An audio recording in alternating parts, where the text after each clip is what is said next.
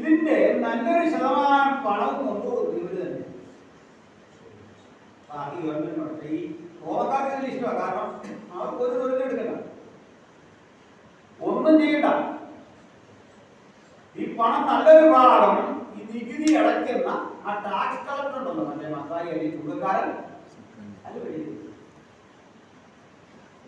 അപ്പൊ ഇവരെ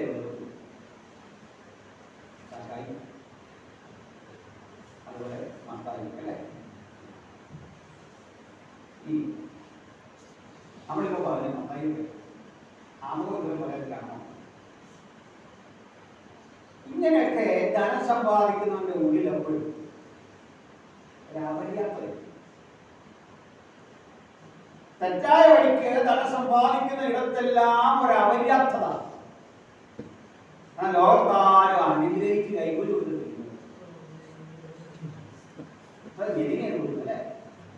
കൊടുക്കുന്നുണ്ടോ? അനുഗ്രഹം